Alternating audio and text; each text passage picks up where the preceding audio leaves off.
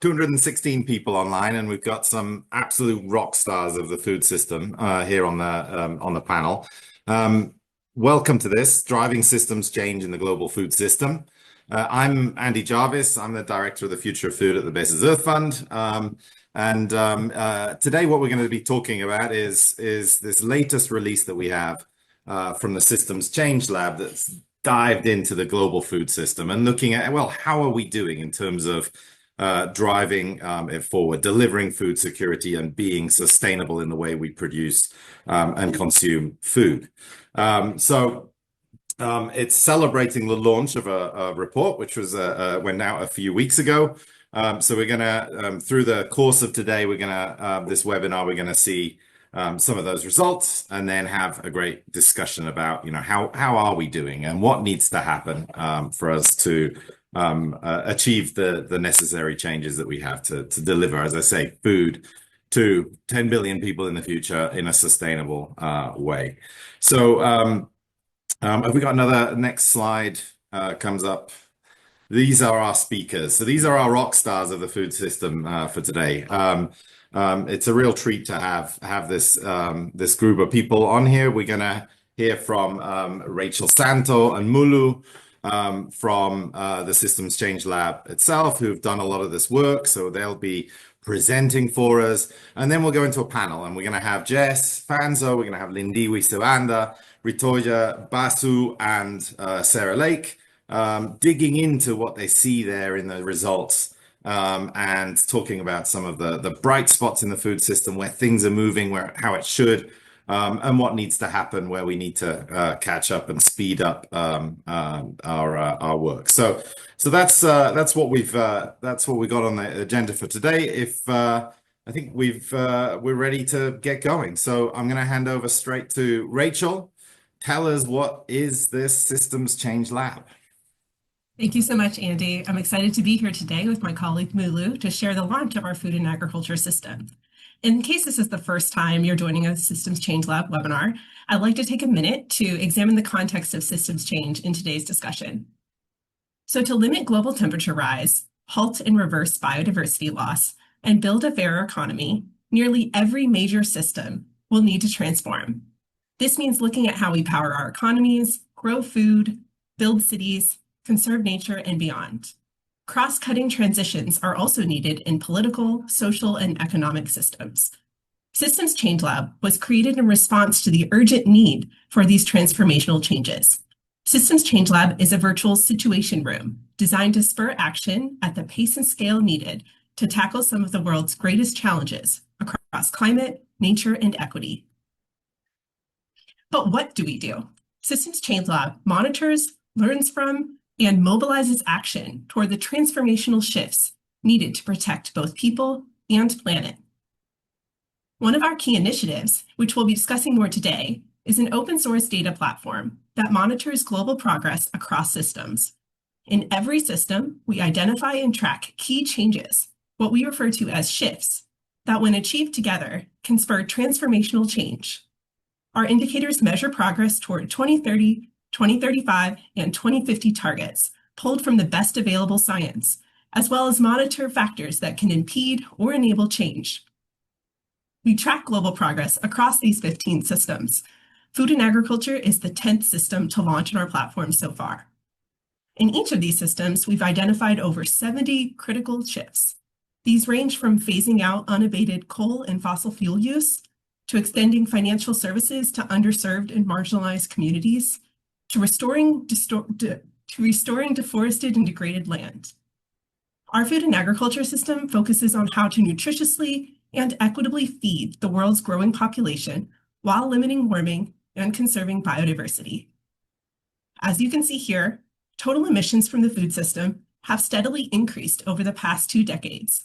These are projected to continue to increase as the global population grows and incomes rise. Even if fossil fuel emissions are phased out entirely, food-related emissions alone are projected to exceed the levels needed to keep global warming to 1.5 degrees Celsius, unless significant changes are made to food production and consumption. Our research, therefore, is centered around 3 major shifts. First, we need to produce more food on less land to meet the demands of a growing population without furthering deforestation. This requires increasing crop yields and pasture productivity, while minimizing emissions and biodiversity impacts from farming, and also enhancing farmer livelihoods. Second, we need to reduce food loss and waste. Reducing food loss and waste will help us decrease agricultural land demand and associated deforestation, as well as the emissions associated with producing, transporting, and disposing of uneaten food. And third, dietary shifts are necessary to equitably feed a growing global population, decrease biodiversity loss, and limit warming.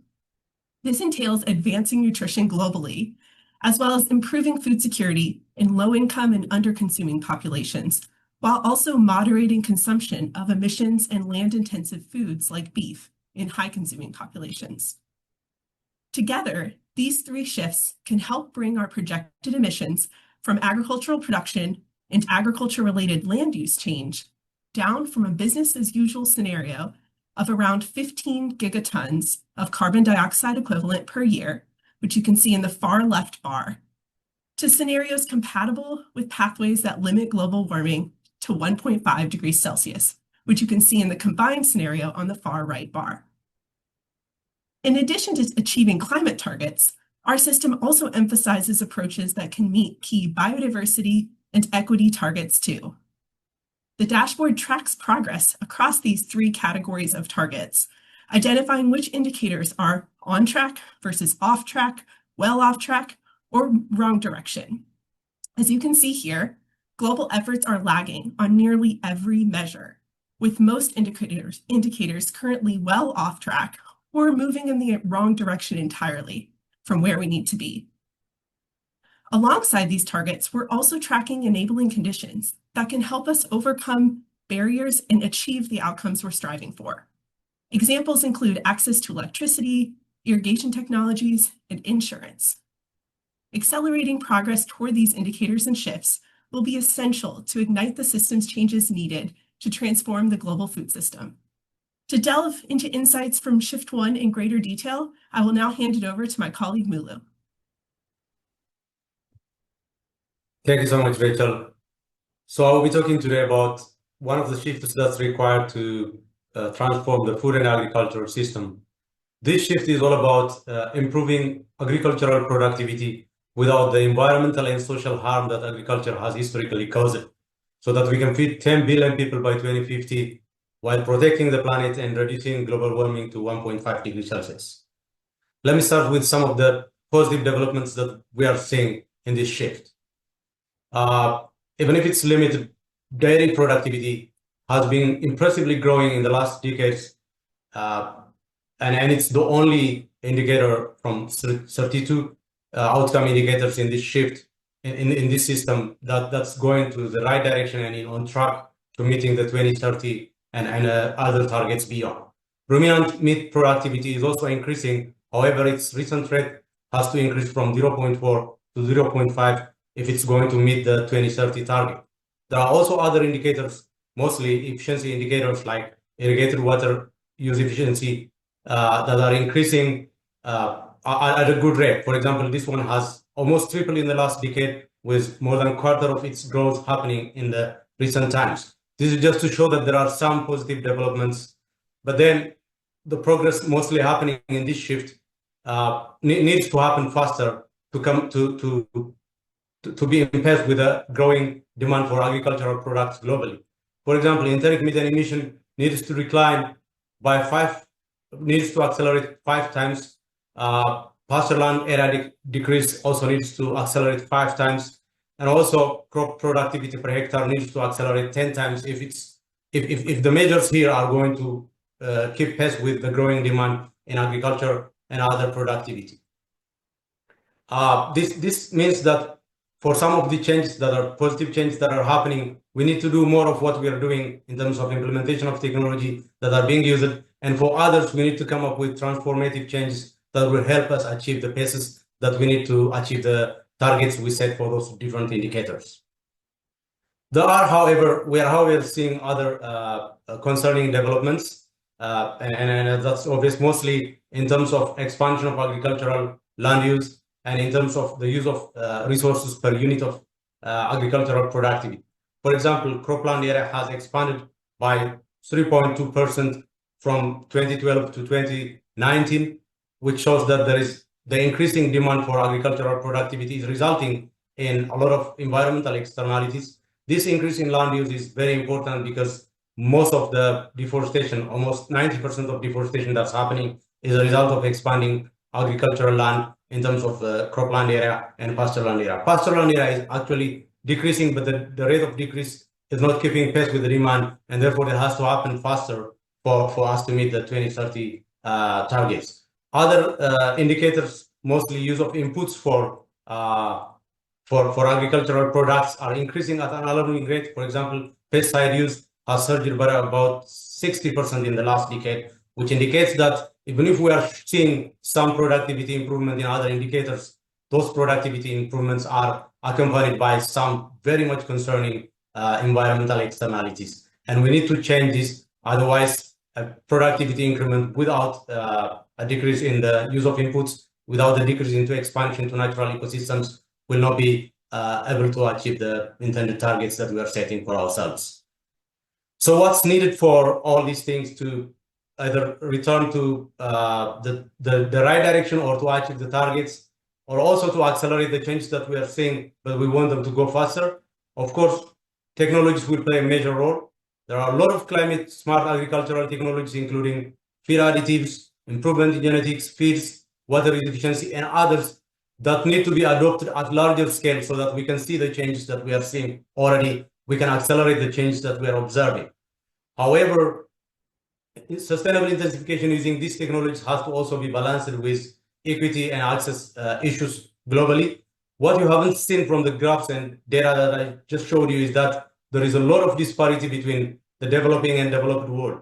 Most of developing countries in Africa, Latin America, and Asia are lagging behind in terms of productivity and efficiency indicators compared to the developed ones. This is mostly because issues of access to resources and equity in terms of availability of resources, markets, and others. And therefore, we need to also work in terms of reforming policy and economic incentives. There are policies that are already encouraging non-sustainable practices. They need to be reformed and changed. We need to also identify and strengthen the policies that are promoting sustainable intensification. Access and equity issues also have to be solved. We need to have improved access to credit, markets, and technology to smallholder farmers. This is critically important because the future of agricultural demand and agricultural productivity increase is going to be mostly concentrated in the developing world. And we need to support those farmers that are going to be the future producers and future consumers in terms of access to resources and other challenges that they have in improving their productivity. We need to access insecure land rights that are limiting implementation of sustainable practices. We need to close gender gaps because from our analysis, we have seen that there is a lot of difference between genders in terms of productivity, access to resources, and others. And finally, we need to increase finance for research, development, and dissemination of technologies for those areas with limited access to such finances so that we can achieve our targets. Thank you so much for listening. Rachel, over to you. Thanks, Mulu. So our second shift dives into the challenges of food loss and food waste. 1/3 of all food produced around the world is never eaten. It's lost or wasted along the way from farm to table. Food loss occurs during harvest, storage, processing, or transportation to market, while food waste occurs in retail markets, restaurants, and homes. This not only squanders resources like the water, land, and labor that go into producing the food, but also fuels climate change by creating unnecessary emissions. Cutting food loss and waste in half by 2030 will be essential to reducing the emissions and biodiversity loss associated with producing, transporting, and disposing of uneaten foods. We'll start with what is promising. Governments and companies are beginning to recognize their role in reducing food loss and waste.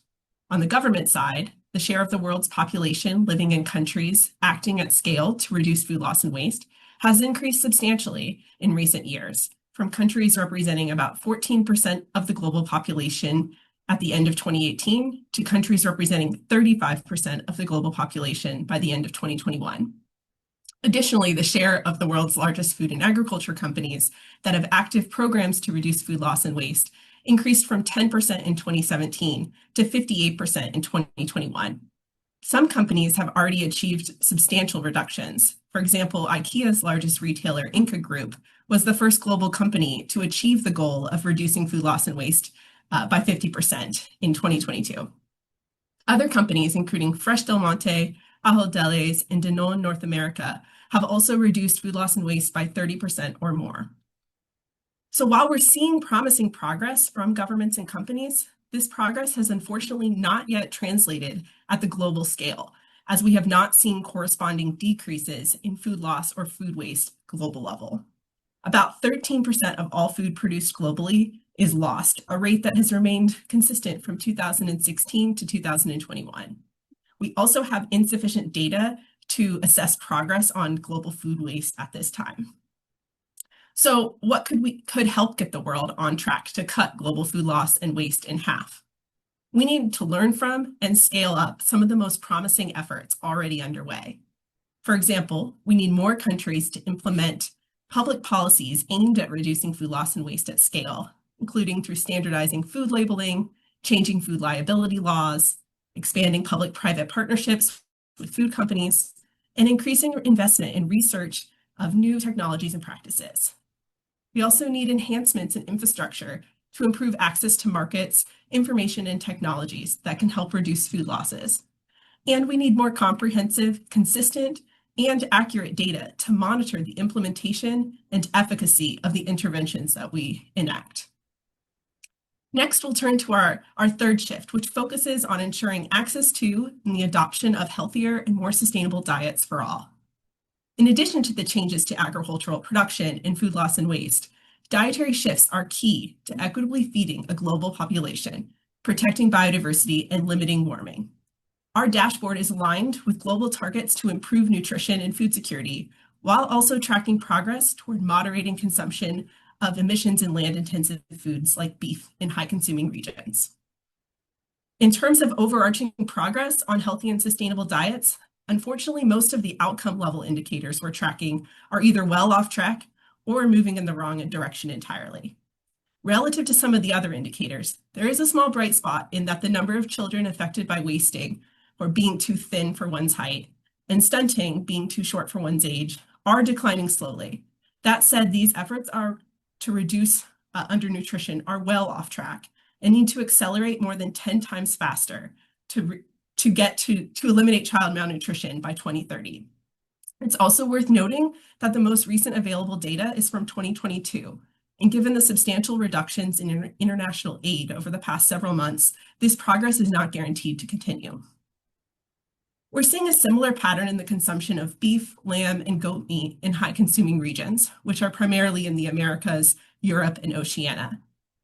These are moving in the right direction, but well off track from the pace needed to meet targets and need to decline 5 times faster to help reduce agricultural land demand, methane emissions, and the risk for diet-related diseases. Moderating consumption of emissions in land-intensive foods like beef and lamb should be concentrated in these high-consuming regions where animal protein consumption is well above dietary recommendations and alternative sources of protein and other micronutrients are more widely available and affordable. By contrast, improving nutrition and food security in low-income and under-consuming regions may require increasing consumption of animal products, including potentially ruminant meats, to help address nutritional deficiencies, especially among children. The world data point that you see here reflects a weighted average across only the high-consuming regions that consume over 60 kilocalories per capita per day of ruminant meats, and that is the target for 2050. As you can see here, the subregions of Australia and New Zealand and Southern Europe in particular have seen notable rates of decline in ruminant meat consumption among all of the high-consuming subregions. Next slide, please. At the same time, we're also concerned that global food insecurity and hunger are moving in the wrong direction, with both remaining at the highest levels in nearly a decade, with 29% of the global population facing food insecurity and 9% is chronically hungry. Drastic action is needed to reverse course while improving nutrition. So what could help increase the adoption of healthy and sustainable diets? We need more comprehensive policies, such as those restricting the advertising of unhealthy and unsustainable foods, increasing agricultural subsidies for pulses, fruits, and vegetables, integrating sustainability into national dietary guidelines that help guide public procurement across public institutions. We also need to improve access and affordability of healthy and sustainable foods, to enhance consumer knowledge and skills to prepare healthy and plant-rich meals. And lastly, increased price and taste parity and commercial availability of alternative proteins could also help enable change in the system. Although we frame today's research insights around our three key shifts, it is critical that we underscore that these shifts can't happen in isolation in a single country, region, or sector. They need to occur in parallel with changes made in other systems. For example, optimizing water and fertilizer use efficiencies and improving the sustainability of aquaculture production can help protect freshwater and marine ecosystems. Sustainably increasing agricultural productivity and achieving dietary shifts could help make land available that would have otherwise been used for agriculture to restore to nature, benefiting both biodiversity and the climate. And increasing energy efficiency and electricity decarbonization can reduce emissions from transportation, processing, and preparation of foods. The goal of our Systems Change Lab work is to help connect these dots, both within and across systems, so we can make sure that we're advancing and amplifying systems change at the pace and scale needed to achieve our global climate, nature, and equity goals, and aligning progress wherever possible. What we've covered today is just a snapshot of the research and data available on our platform. We encourage you to consider subscribing to our newsletter if you're interested to stay up to date on the latest systems change research. And now I will turn it over to Andy for our moderated discussion. Thanks a lot, Rachel and Mulu. That's fantastic to go through that. It's a little bit sobering, though, when you see those results. I mean, it's what, 20-something indicators. The vast majority of them were either behind or, kind of going even in the wrong direction. The only bright spot is dairy productivity. When you dig into the data, dairy productivity is the one where we're kind of keeping up on track, but got to keep that momentum. I mean, the idea with this Systems Change Lab is that it's a kind of dashboard for how we're doing, right? And if this was like a school report, if I was a teacher and I had to now grade how the food system is doing, it's not looking good. You're probably not going to pass, right? So we're in an E or F territory, I think, for the food system. So it's not going great, right? We're moving in the wrong direction on many things. Lots of challenges out there. So let's now dive into that and kind of start discussing some of the, not just the results here, but let's dig into what really needs to happen. Where are the bright spots? Let's focus in on some of the real bright spots around the world where change is happening. And what we've always said in the Bezos Fund, we need to make this change irresistible and unstoppable, right? You need to create momentum behind it. And I think if you look in some other sectors, and this is, maybe I'll go off script. I'd just like to ask Rachel one question before we go into the panel. You've seen, this is one of many different sectors that you've looked at. There are these cases of this irresistible, unstoppable momentum in some of the other sectors. Like, how does food look compared to some of those other sectors? And what is there, like, one example of something that where it's really exciting to see the change that's happening? It's a great question. So I haven't worked on the other systems in Systems Change Lab, but work with many colleagues who do. So we have a lot of conversations around kind of similarities and differences and challenges across when comparing systems. And one challenge we face both in the food and agriculture system and other what we call realm systems, but the land, water, ecosystems, are that the indicators that we're tracking largely are not likely to follow an exponential growth curve, just because of the pace of change that happens in nature-based systems. So when we compare kind of our progress to progress in the energy system or power or transportation, we're more likely to see technological advancements there that can scale up at an exponential rate. And unfortunately, that is likely not possible in many of the indicators that we're tracking. That said, there are some kind of bright spots. I think the public investment in alternative proteins actually does follow kind of an exponential growth curve, at least at the beginning for now. And so that's one that I'm definitely keeping an eye on. And we're kind of exploring other ways that we can kind of see examples of bright spots without looking necessarily from an exponential growth rate perspective, but other ways to kind of see those bright spots and hopefully scale up opportunities in action where possible. Great. Okay. All right. Right. I promise now to not go off script for another at least 2 minutes. Let's jump into the panel then. Thanks, Rachel. Let me introduce our panel members first. In no particular order. We'll just go through here. We have Jess Fanzo is joining us.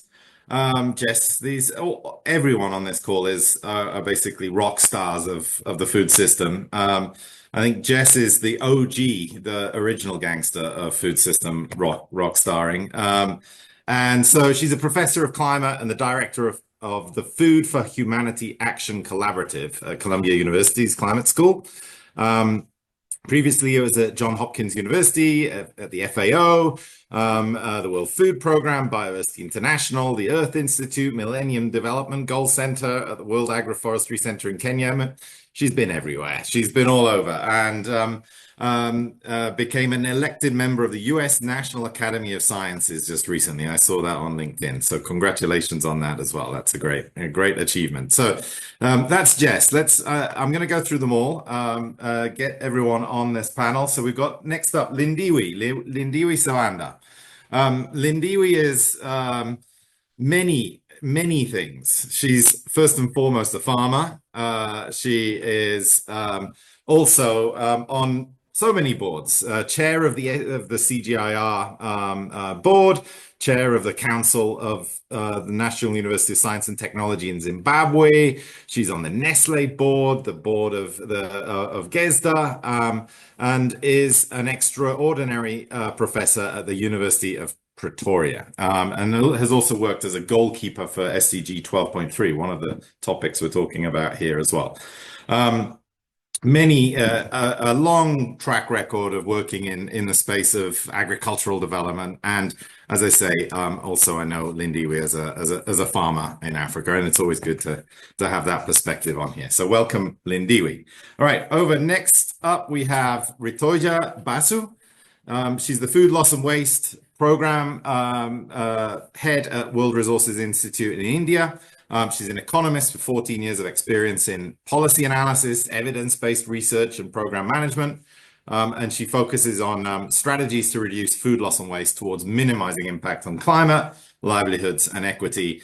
This is exactly what we need. We've just seen the results. We need more Ritojas in our lives. Okay. Final panel member is Sarah Lake. So Sarah is the CEO of the Tilt Collective, the global movement for a sustainable, healthy food system for all. And she's been a leader of climate change solutions over the years, focuses her efforts on sustainable food systems, diet shifts, agriculture, and commodity supply chains. And prior to Tilt Collective, Sarah co-founded Madre Brava, a science-based advocacy organization working to elevate protein transition as a critical climate solution. Also, Sarah did a fantastic TED talk together with me. It was the most terrifying experience of our lives, I think. But I encourage you to watch Sarah's fantastic TED talk, which was enjoyable for all of us in the audience, not so enjoyable for the person up there on the stage because it's very nerve-wracking. Okay, welcome everyone. So I'm gonna dive in. I promise not to go off script for 2 minutes, but it's 2 minutes has passed. Just gonna a quick fire before we dive in on very specific things. Just to give 20-second answers. Was there anything there that surprised you when you looked at those results? Were there any surprises, or was it all just like, yeah, that's that makes sense? Anyone want to jump in with any surprises that you might have had there? Quick reflections. On my side, Andy, it's the progress on the dairy, because we always bulk up livestock as being the bed. to the environment, and to get dairy being singled out is a sign of hope that we can do it for all other sectors. So big surprise. So let's package it and talk about it more. A nice surprise in dairy, yes. Anything else? Anyone else want to jump in? Anything? I think overall it's a bit of a pessimistic view, but not surprising, Andy. I mean, I think we know that there isn't enough attention on food systems, but tools like this draw attention to that we need to start monitoring performance of food systems, because a lot of policymakers are often in the dark on how their food systems are performing and what actions need to be taken. So I think Rachel and Mulu have done an amazing job at drawing attention to where we are, where we're not, where we need to take action. So it's not surprising, the history of the lack of attention on food systems. So yeah. I mean, something I like about it is, I mean, I guess anyone working in the food system kind of knows we're not doing so great. I mean, just at the very macro level, more people hungry, more emissions going up, everything, those the very macro level indicators are going, in the wrong direction. I think what's useful is it gives you that kind of rate of change or speed, and it gives that sense of urgency, which I think is important.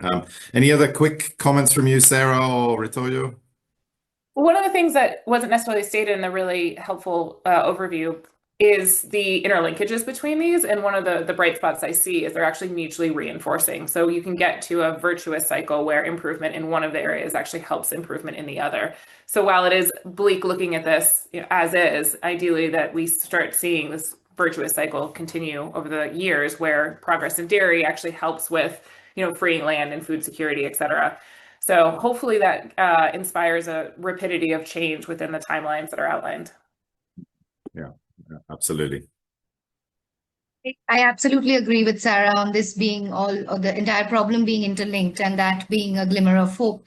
On food loss and waste, I think what struck out is it was positive to see that countries and businesses have started taking action, and there have been significant increases in the number of actions being taken. But of course, food loss and waste is a huge challenge, and there's still a long way to go to see impact based on this. But I think that was a very bright slide showing how the number of countries thinking about food loss and waste have increased.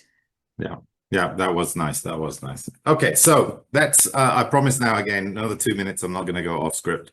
So let's dive in. Jess, I'm going to go to you first. So you've actually worked on this food systems dashboard as well. You've kind of really been digging into lots of these indicators yourself, and over the years. So can you just talk about the kind of what you've been seeing in there? This gives a global picture, this analysis, but obviously, that kind of hides that things are going probably quite well in some countries and probably much further behind and even worse, in other countries. So dig into there. Are there any real bright spots as well? Countries, talk about a few countries where we're seeing real change happening right now.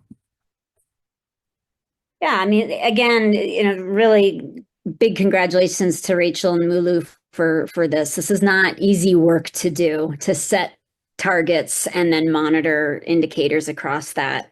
And as Andy had alluded to, we have two projects that are sister projects, the Food Systems Dashboard and the Food Systems Countdown to 2030 initiative. And I think the countdown more aligns to the work of the Systems Change Lab, and that the countdown is made up of about 65 collaborators, and we're tracking 50 indicators. And we've had 3 reports. And really what we've done is just set a baseline. We looked at trends and then of these indicators. And later this year, we're going to be publishing the performance of these indicators. So it'll be really interesting, Rachel and Mulu, to compare notes. I think our methods are a bit different. I would say overall, Andy, that when we've looked over time and looking across, and the countdown looks at a few more domains. We look at livelihoods, governance, resilience, the diet piece, similar to what Rachel and Mulu have presented, and environment and production. And I would say that no country has a monopoly on success or failure. When you look across the suite of indicators that Rachel and Mulu have, or that the Countdown has, some countries are doing really good on some indicators and not so well on other indicators, depending on what you're looking at. And last year we published our trends. And what was interesting is that we found that of the 50 indicators we examined, about 20 were moving in the desirable direction. For example, increases in yields of several food products, including dairy, growing numbers of plant and animal genetic resources being conserved in gene banks, improvements of certain resilience indicators across food systems. But over the same time, we had about 7 indicators that were changing in undesirable directions. And for 15, no change, which is undesirable as well, static. But when we're looking at setting benchmarks, we're using benchmarks of where are the top performing countries and looking at regionally and then globally, how are other countries tracking across these benchmarks. The picture, as Rachel and Mulu had presented, is quite similar. A lot of challenged areas. There's a few bright spots around ruminant production, improvements in reducing greenhouse gas emission intensity of ruminants. We're seeing a bit of action on the regulation of ultra-processed foods, particularly in Latin America. I'm here in Mexico, one of the champions of working on this. Some exemplars of stunting reductions in some countries, particularly some bright spots of low-income countries where they've seen massive declines in stunting. But I would say in my last comment, Andy, and it'd be really good to hear from Rachel and Mulu if they struggled with this, so many data gaps and insufficient data. And this is going to worsen, particularly when we have lost some of the US funding on FuseNet, demographic health survey data.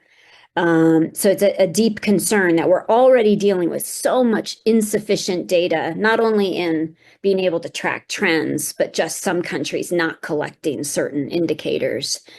So it becomes really difficult to monitor food systems and for countries to be able to understand what are their challenges, what are their key priorities, how can we incentivize action. So if we don't have that data, it becomes very hard to prioritize and demonstrate progress. But really interesting work, and it would be really nice to have further conversations of aligning the food systems countdown and dashboard with the systems change lab, because we don't need 10 monitoring systems, right? We need alignment, and I think that will really help policymakers. Yeah, absolutely, absolutely. No, I think, and you made some great comments there about points about kind of, you know, it's always complicated, food systems, and I always hate myself whenever I say that it's, you know, the truth of the matter is you need 1,000 flowers to bloom to really move this in a country, right? So, you know, you mentioned there that some countries are doing great on some indicators and pretty bad on others, and that's the reality, I think, of the complexity of the food system. You know, there are entry points, so many different entry points, so many different things need to change, so many actors. You know, I mean, you know, there's 1 billion producers, there's 8 billion consumers, and then there's, you know, hundreds of you know, thousands of companies in between, you know, in the value chains, kind of in the market systems. You know, it's a lot of moving pieces, and so yeah, that's, I mean, your points really kind of hit home there, that it's hard to excel on all these things at the same time, right? But I do like this idea of mutually reinforcing that Sarah brought on, you know, and I think that's maybe something we need to like kind of figure out. Well, what are those best entry points where that has all of these great knock-on positive effects? So let's talk about let's move to you, Sarah, and let's talk about this the kind of the diet shift piece. I always call diet shifts. It's like the dark arts. It's kind of it's something that kind of happens, but no one really knows quite how. And so you're working at the Tilt Collective. You're leading the Tilt Collective right now, really digging into this topic. So over to you. I mean, you know, there's you've seen there the results that we've got. We're kind of mixed bag on the diet shift side of things, but there are some bright spots, for example, that Rachel mentioned there on the investment on alternative proteins. What are you seeing right now? Where are you seeing glimmers of hope and real momentum building? Yeah, thanks for the question, Andy. It's a good point of what is a dark art and what is not a dark art. I think what is a dark art is some of the consumer psychology, right? People, if you poll them, say they want healthy and sustainable foods, and then if you label something as healthy and sustainable, they don't buy it. Right? To me, that's a dark art. Right? That's the consumer psychology. What is not a dark art is the shaping of consumer choices. So the idea of what is offered, what is made accessible and affordable and widely available to consumers. And that's where we're seeing massive glimmers of hope, that when you actually change the choice context for consumers, that you can make massive shifts in consumption. And we're seeing this happening around the world. So a great example is in the UK in 2022, so just a couple of years ago, we saw record low meat consumption in the entire country, the lowest since recorded history.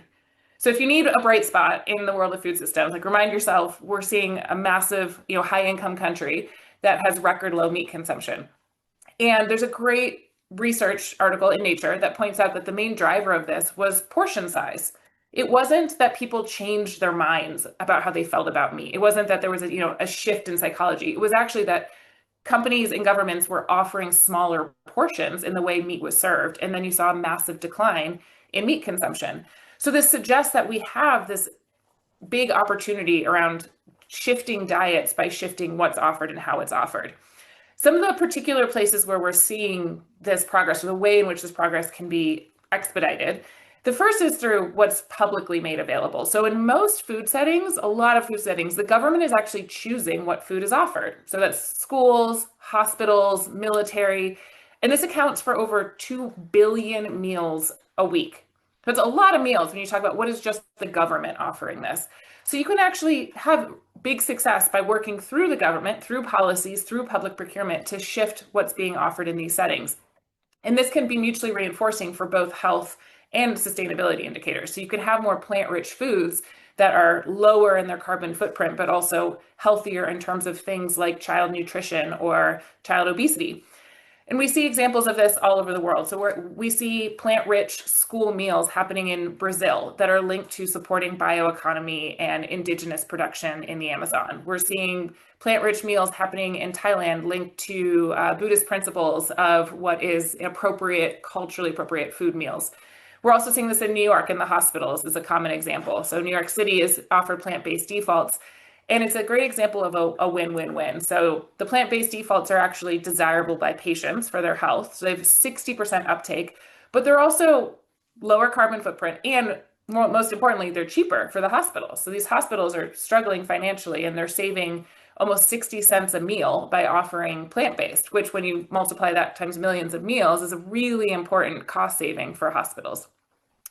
The second area where we're seeing progress and these glimmers of hope is the way in which companies are offering incentivized plant-based foods at the retail level. So if you look at supermarkets or food service, we're seeing a lot of innovation around this. It's not necessarily technological innovation like Rachel was describing. It's actually really smart, low-hanging fruit of ways in which you can help people want to choose more plant-rich options and less meat-centric options. So things like, where are you placing the plant-based meals in the store? If you put the plant-based option next to the meat option, people tend to choose it. Or even with beans, right? Most beans are offered in really unsexy cans that are on a bottom shelf. It's very hard to want beans when they just don't look appealing and they're hard to physically get to. So placing the beans in a nicer container with a prettier label and on a higher shelf increases people's purchasing of beans. This is not, rocket science. It's really small changes that actually have massive impacts in terms of incentivizing the plant-rich consumption. And the last thing is this mutually reinforcing option. I was seeing in the comments a lot of chat around, what's the role of agroecology, what's the role of animal welfare. And one of the most important parts I see of diet shifts is you're looking at all these brilliant charts that are showing these different targets. And we can't do everything all at once, right? We've learned from the movie, if you do everything all at once, you end up with hot dog fingers. So what we can look at is, which of these levers help enable progress in others. And if we simply have fewer cows and fewer pigs and fewer chickens, we actually can do more with the land that's freed in terms of rewilding, in terms of agroecological and regenerative practices. We can solve food waste better when we just have less meat in the food system, as meat being one of the most carbon intensive products that's being wasted. We can also have better animal welfare of the meat that's produced, better sustainable intensification. So we see this as an enabling factor where there are great success stories at a national level where countries have reduced their herd size and then are able to actually repurpose the land and improve food security, productivity, nutrition, etc. So I think there's lots of bright spots, Andy, in terms of what we're seeing in the diet shift space. Well, you make it sound so easy. I've certainly drunk the Kool-Aid now on this. I think you really kind of dug into like these leverage points, right? Portion sizes is a simple measure that can have countrywide impact. The 2 billion meals a day through procurement, through government procurement, that's an enormous number, right? And so yeah, you make that kind of complexity of so many consumers and so many producers and so on easy when you find those leverage points. So that's fantastic. Great examples. Just to say, everyone, keep sticking your questions in the Q&A. We're going to shortly get to that and start addressing some of those questions coming up. But in the meantime, let's move to Lindiwe. So Lindiwe, you've been in and out in different roles of the CGIAR. Productivity has always been, at the kind of center stage. It's not a new thing. We've been working on productivity, since practically the start of agriculture.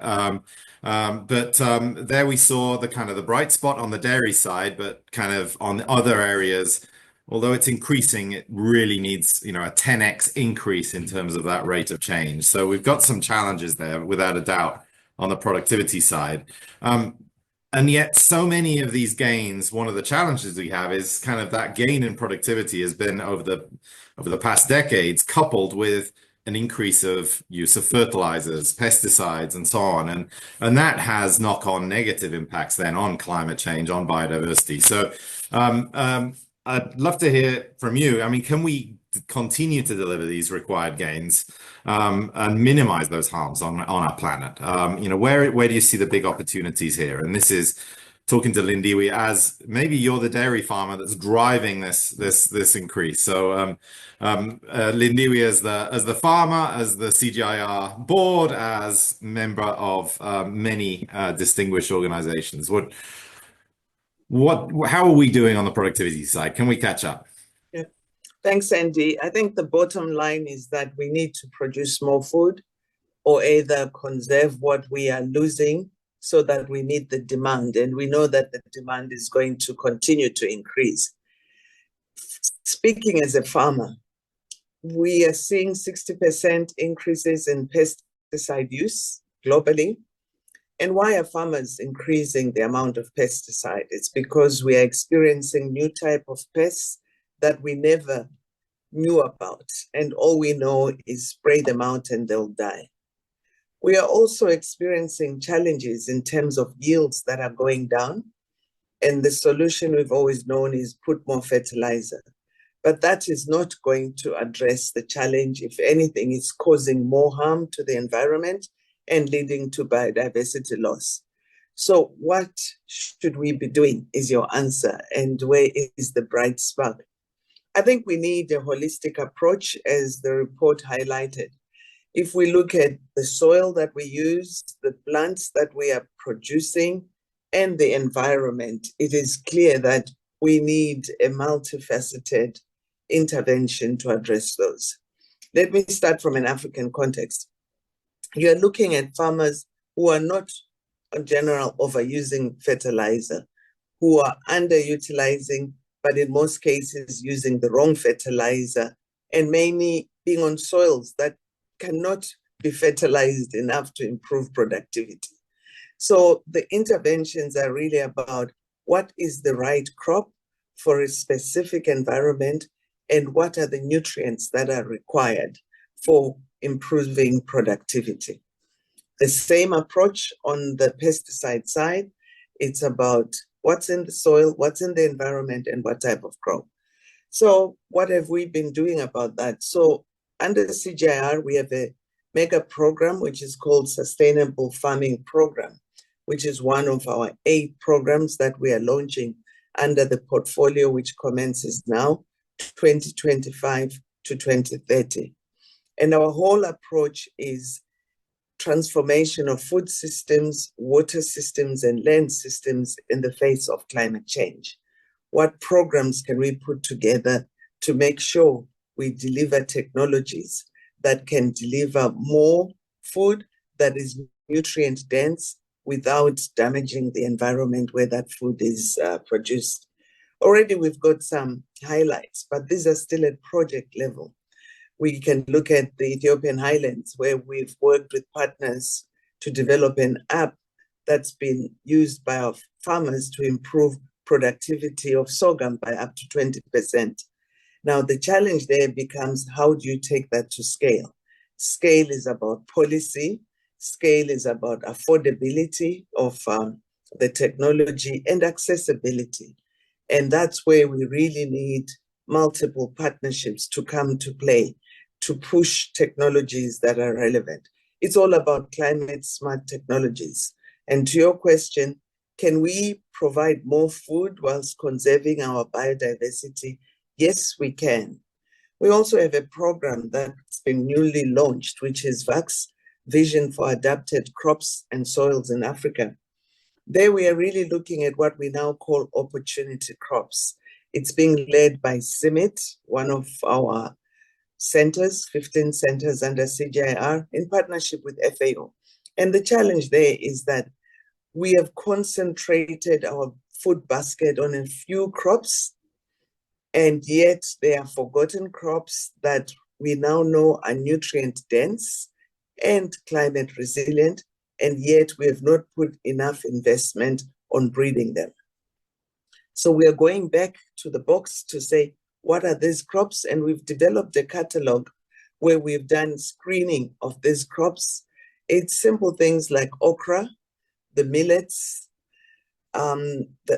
crops that we just thought these are backyard, have no commercial value. Yet we now know they are good for the soil, they are nutrient dense, and they are climate smart and can withstand difficult weather environments. So those are the crops that will reduce the amount of pesticide that we're using. They will reduce the amount of fertilizer because most of them are leguminous. So it all goes back to our legume stable systems. It goes back to more focus on the organic matter. Also goes back to an improved crop livestock integrated system, particularly for the environment. I mean, in Africa, we cannot say that production of cattle is a taboo.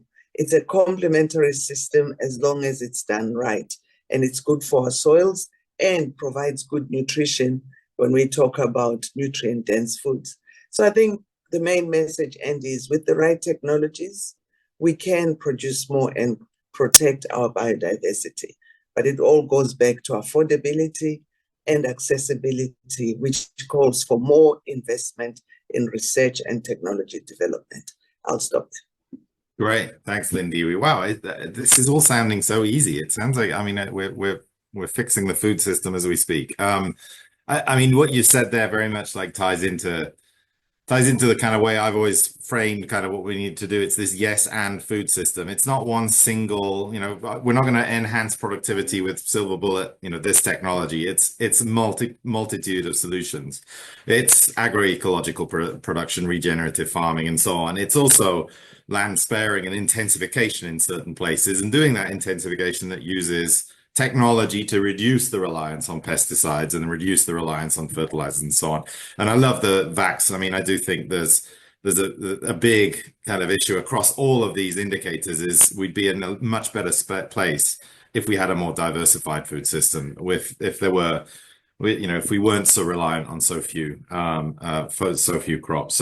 So great. Thanks, Lindiwe. Let's pass on to the final panelist, Ritoya. So you're an expert on food loss and waste, and this one is, I'll kind of two questions in one. One is, of all of the indicators that we just saw, this is the one where there's the most kind of black spots, in the sense of no data.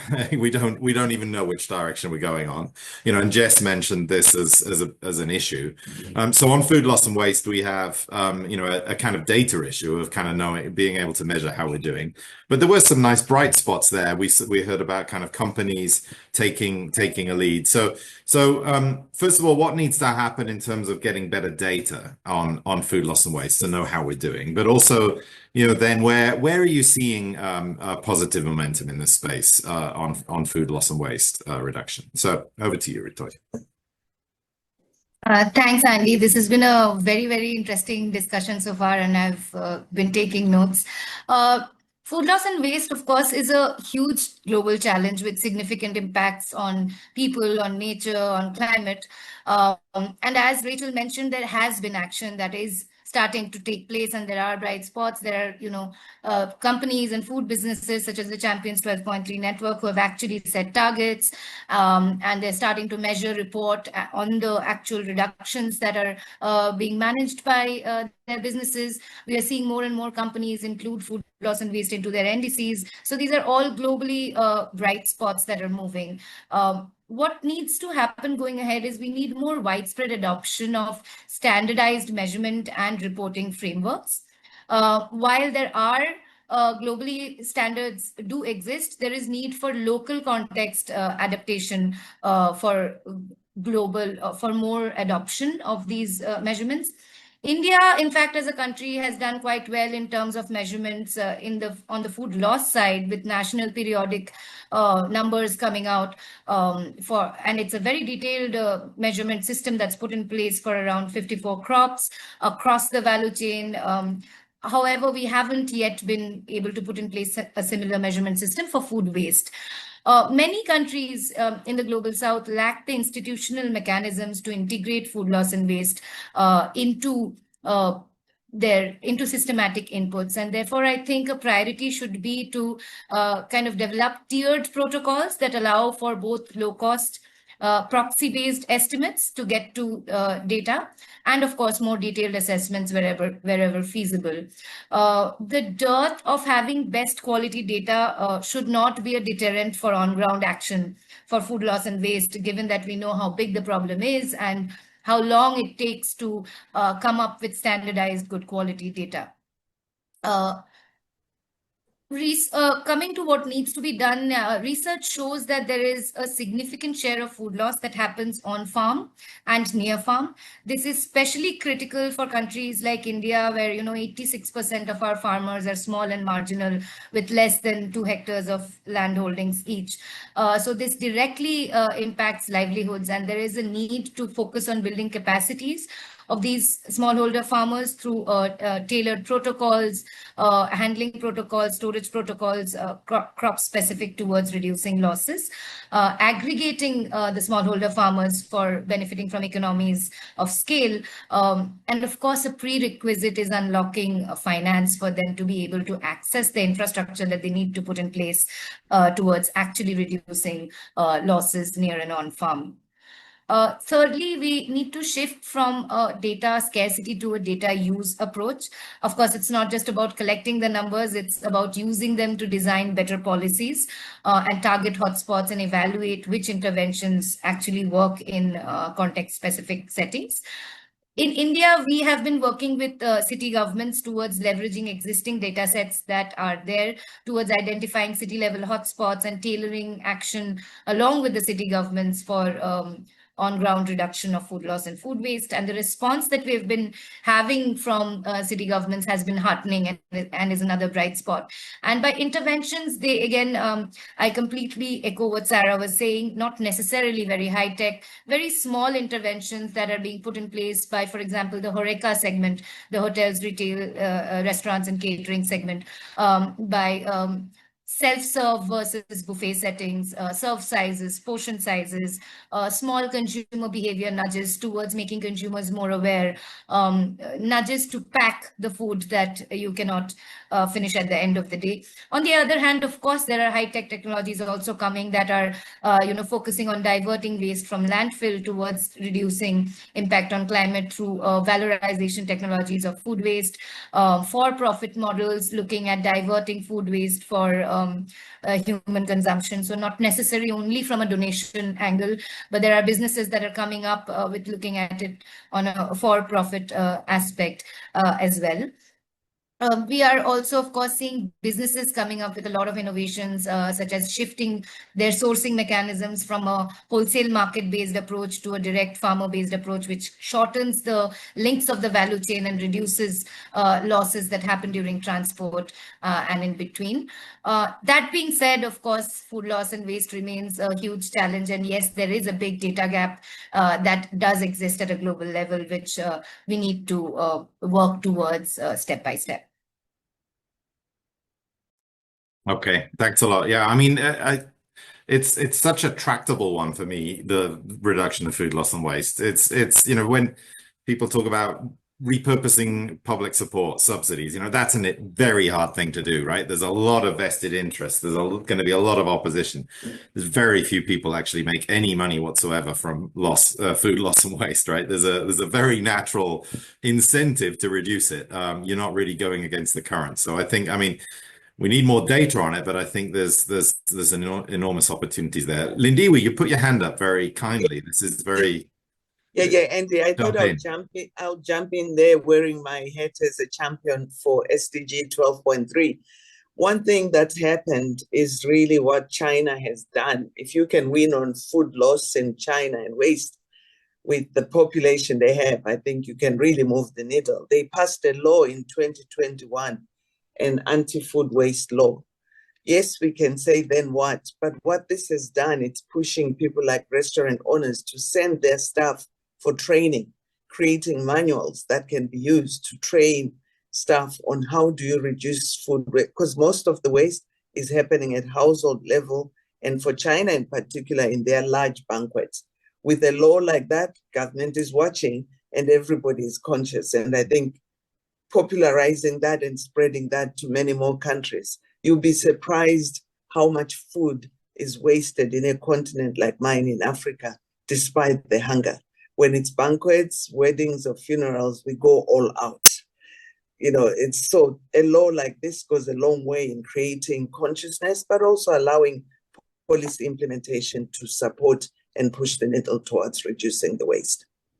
Yeah, no, I absolutely. It's quite a cultural thing, food loss and food waste. I feel like you see it in families, like with kids. You have certain kids come over and they always leave on their plate, and other kids, they finish their plate, right? And I think those are beliefs that are created in the household as well. So there's a big cultural thing behind it as well.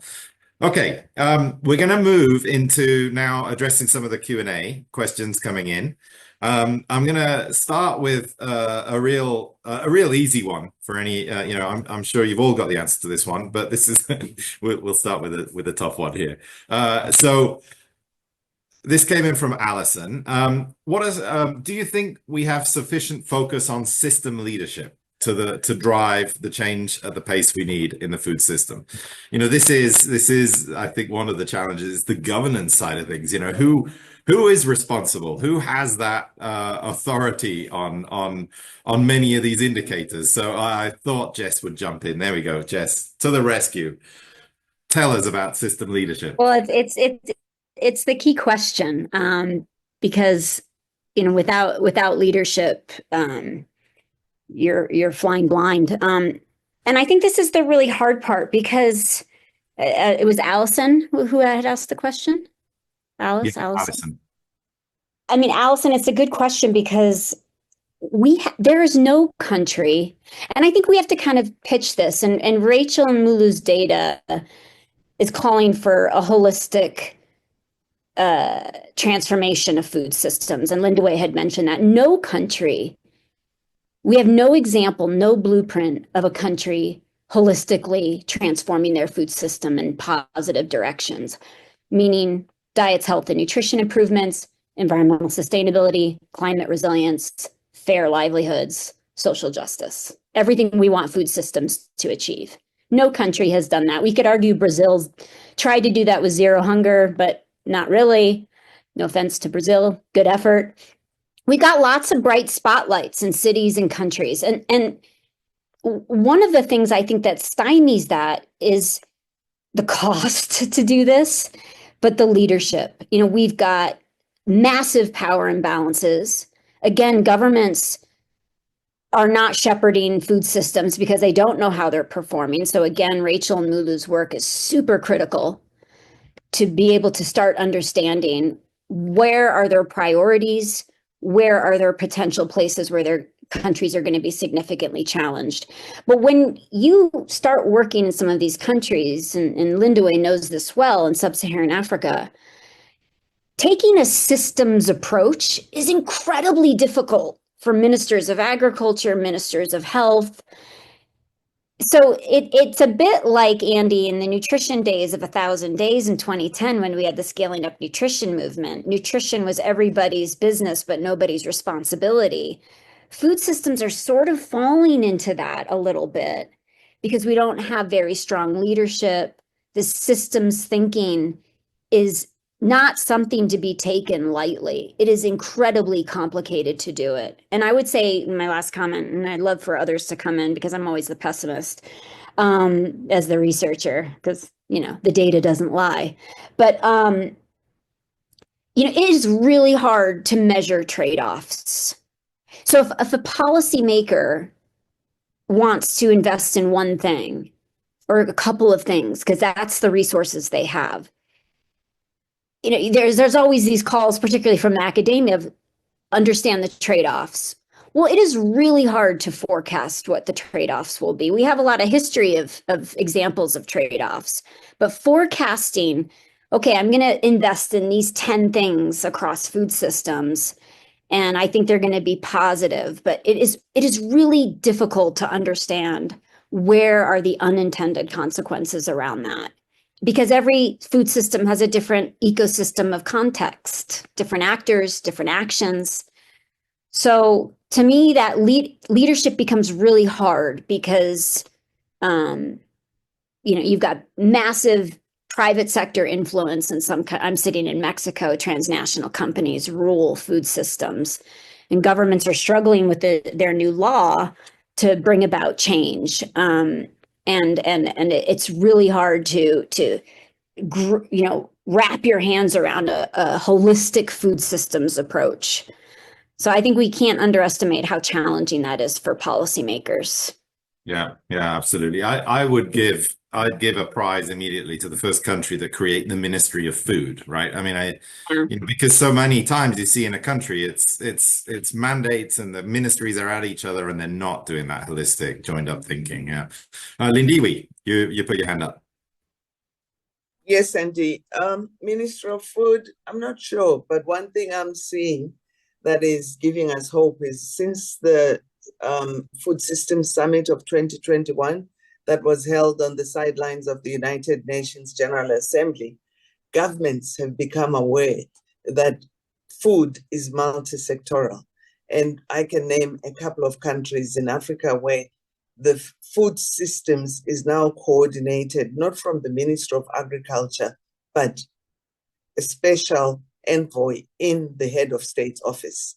That way, this is someone who has a superpower above the ministers, but can coordinate multiple ministries because it's all about from farm to fork. So you cannot leave out transport. You cannot leave out the processes which are under the Ministry of Industry and Commerce. You cannot leave out nutrition, which falls under Ministry of Health. So by having a special office in the head of state's bureau, you get better coordination. And the other thing is really the stock taking events that are now taking place. That way there's awareness and an effort to measure how in a multi-sectoral setting we are cutting across the boundaries and the silos that we've always used to talk to ourselves, but realize that food requires multi-sectoral and transdisciplinary engagement. I just want to add that. I mean, I'll endorse all of you to become the food system transformation wizards, reporting to your respective presidents. You got my endorsement for that, I think. But I absolutely think that, I mean, it needs that level of leadership. That's the system leadership that Alison was kind of asking about. I think it needs to happen at that national level. All right, we're going to move on.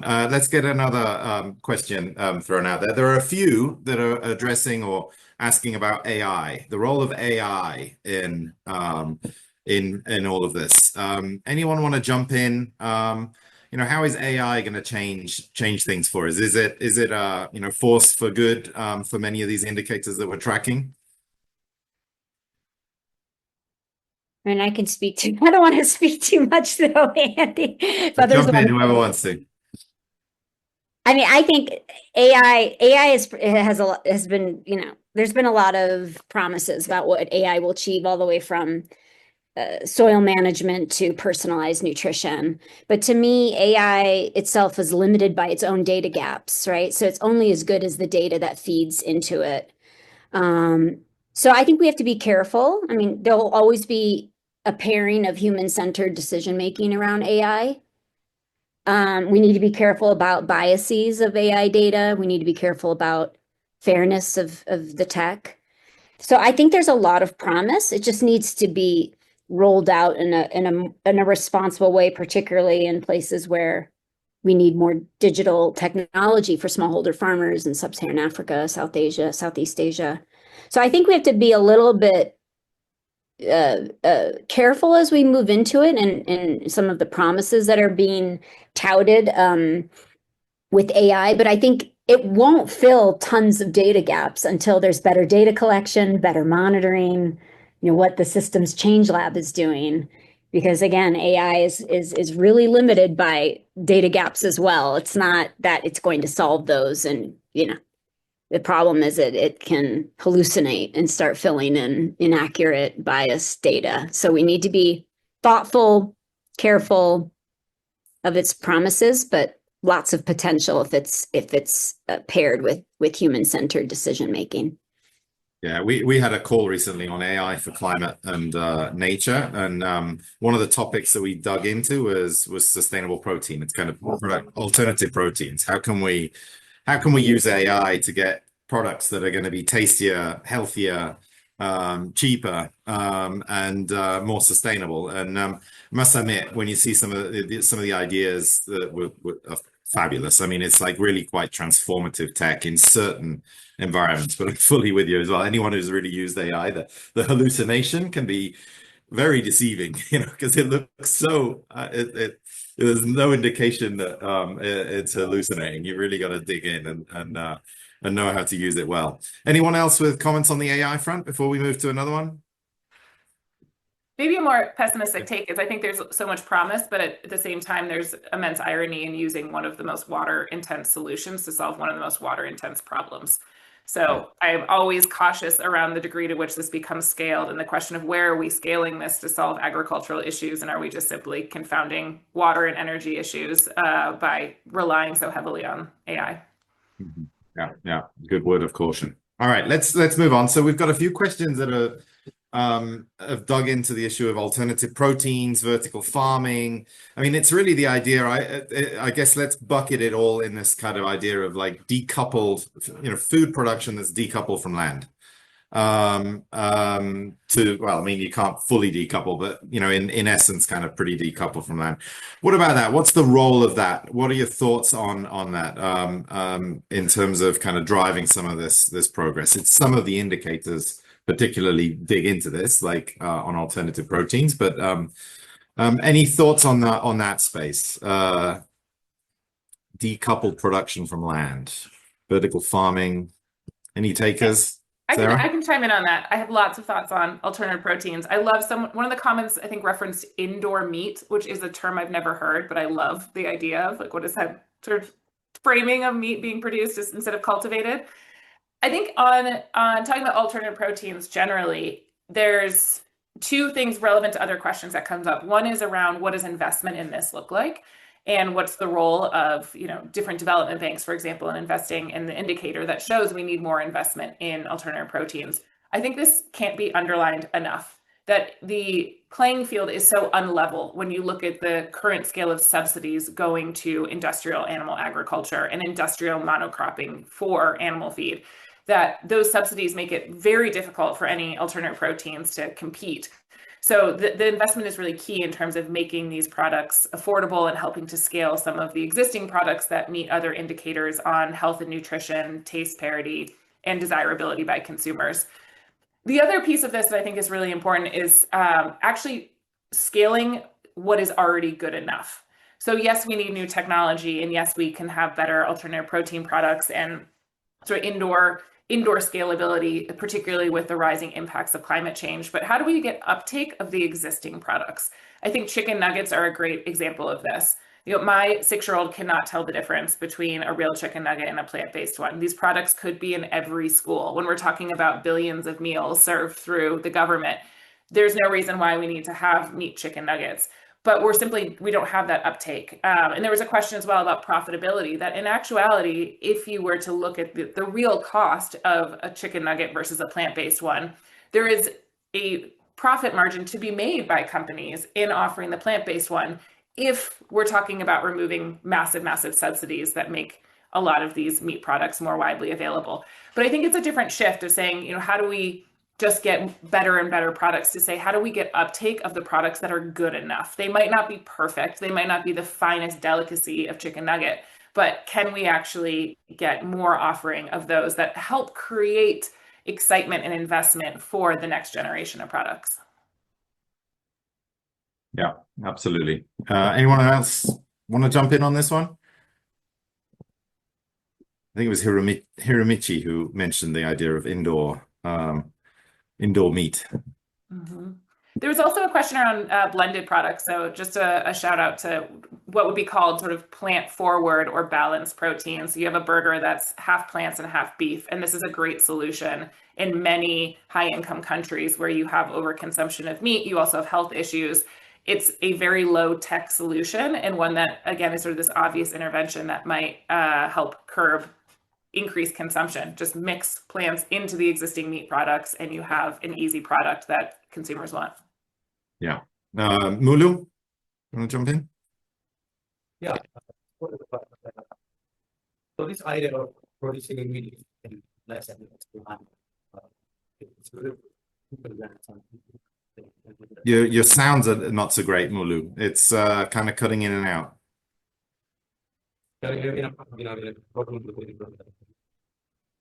No, it's not so great. We'll come back to you. We'll come back to you in a second.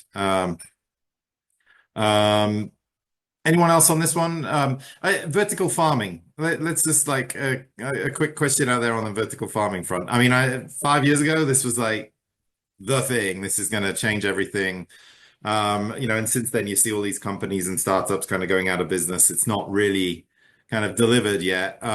It on the face of things, to me, it seems like a very powerful solution for cities. Any thoughts on the vertical farming front?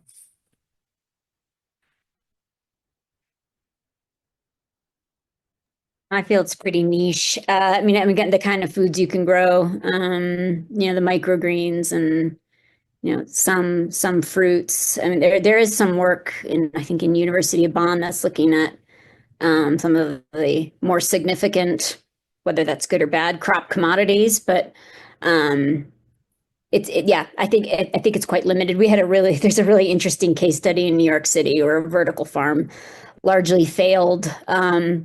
It actually became even susceptible to Hurricane Sandy, and now it's a bar where you can look at microgreen plants while you drink your fancy cocktails. But it's such a great example of, well, New York, but also just not thinking about the resilience and the structure of these vertical farms and what you're growing. And yeah, so I think it's quite niche. It's not solving the 8 billion healthy diets question that many of us are more concerned about.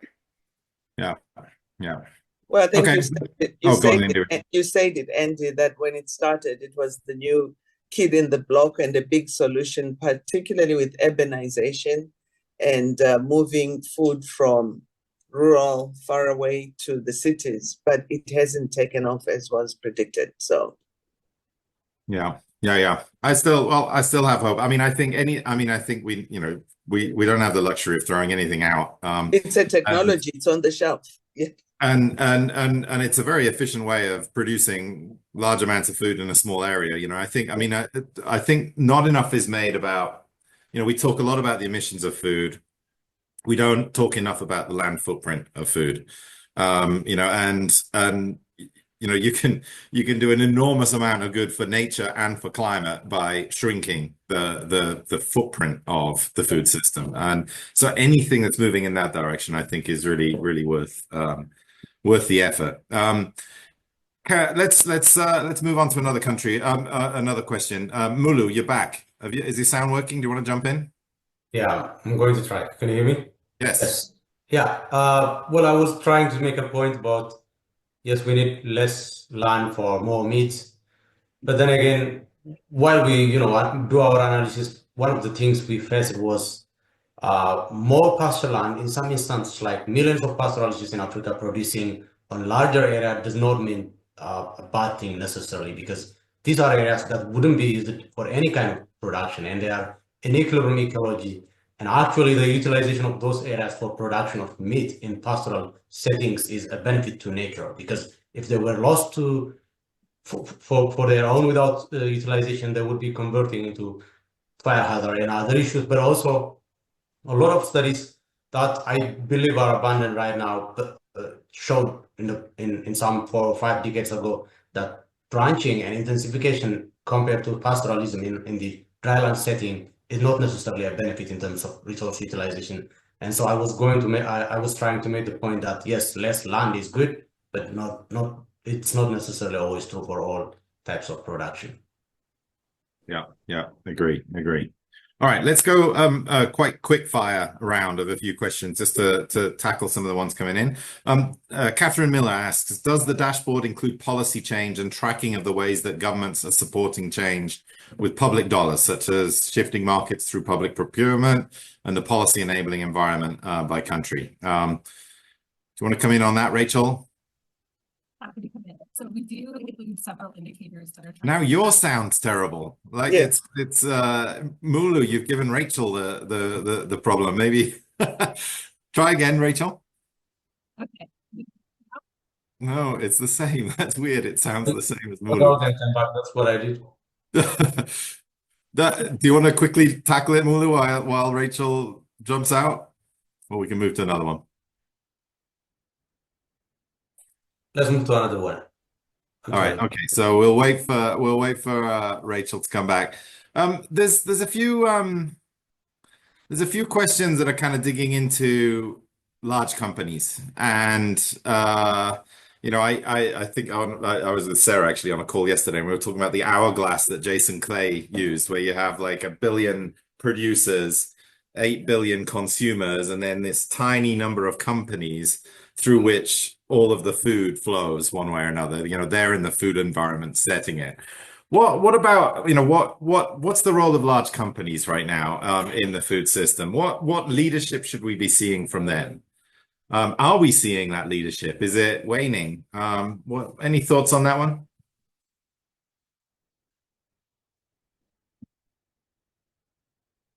I can start with that. We get the question all the time. If we're talking about eating less meat, is JBS, as the world's largest meat company, a part of the solution or a part of the problem?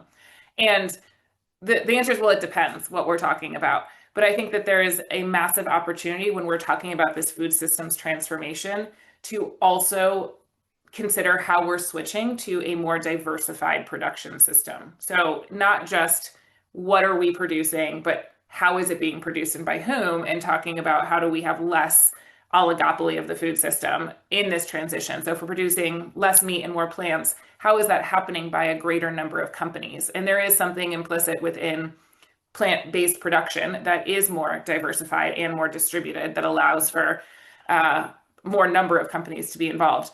At the same time, a major part of what we do at Tilt is trying to create private sector champions. There are a lot of companies that are massive that are also doing incredible work and helping provide that leadership and thinking about this in a systemic way, so that it's not just their sustainability teams that are involved.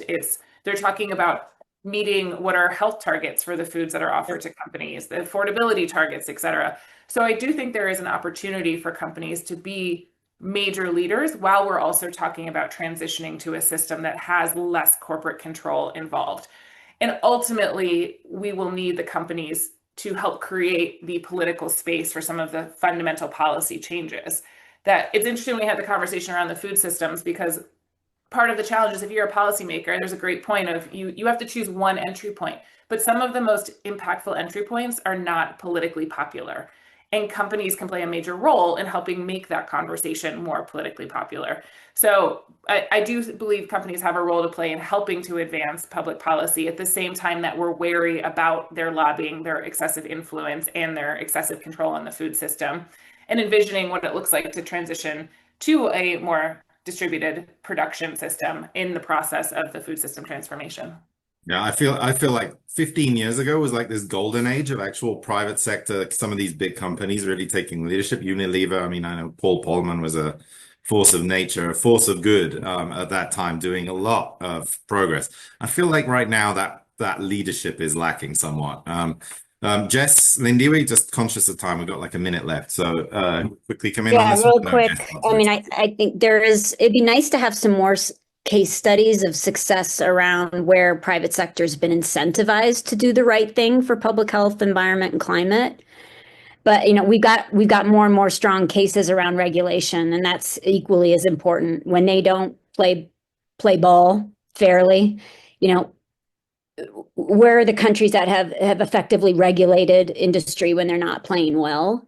And I just want to say one other thing, maybe Lindaway will come in on this, I'm just predicting, maybe. Private sector is huge. We've got transnationals, but we also have very small and medium scale enterprises. And a lot of those small and medium scale enterprises are who are feeding sub-Saharan Africa. Tom Reardon has shown that in his work. So I think that we create this monolith dialogue around the private sector, but we really need to be thinking about a lot of these small and medium enterprises and how they can be supported to foster public health goals, environmental sustainability, because they're in more need of technology, knowledge, support systems, because they are feeding a lot of people and they're underrepresented in the conversations, in my opinion. Yeah. Lindy, very quickly. Big one. I think private sector is engaged and leading, partly because of consumer pressure, but also the new regulations that come into place. So there's a lot of reporting at global level and pressure for compliance. And most of big business is forming specialized sustainability units within staff and within government. Right. We lost Lindy for a second. Rachel, 20 seconds, quick. The question on policy change, is that on the dashboard? Yes, we do track several indicators that explore policy change in the different shifts. One challenge we ran into is because this dashboard tracks global progress, and then when we have data available at the country and regional levels, we don't have a way yet to track subnational policies. And that's a challenge that we run into, because many of the policies that are in place to start supporting shifting diets, for instance, are happening at the subnational level. So a continual challenge that we will explore in the future, but definitely a great question. And we do include some indicators, so I encourage people to dig in to look at those more closely. Thanks, Rachel. So we're at time. It's past, wherever you are, the hour. And that was an amazing 90 minutes. I must admit, I had a blast. That was really fun. I loved a big thank you to Mulu and Rachel for I mean, this was a lot of work to get to show what they showed today. The document and the data behind this, it's like 170-page report that I had to peer review and go through in getting there. It's an enormous wealth of information. It's been a massive amount of work. So enormous thanks to you and congratulations on a great product there. And then the panelists, you guys just are brilliant. So that was a fantastic conversation. I think it was full of hope. You know, you look at the data and you think, oh my God, this is pretty tough. How are we going to get out of this? But you hear, I mean, I think there were some super concrete examples of this unstoppable, irresistible change that is happening. So what we've got to make sure is that these little bright spots that we have, we know what we need to do. We just need to scale that out. We need more to do those things. So thanks to everyone. I hope all of you listening have enjoyed it. And this has been recorded. It'll go online if you want to send it to your friends or tell your mom, you know, that you just saw this. It was brilliant. You know, send it over there. So thanks everyone, and we'll wrap up there. Thanks a lot.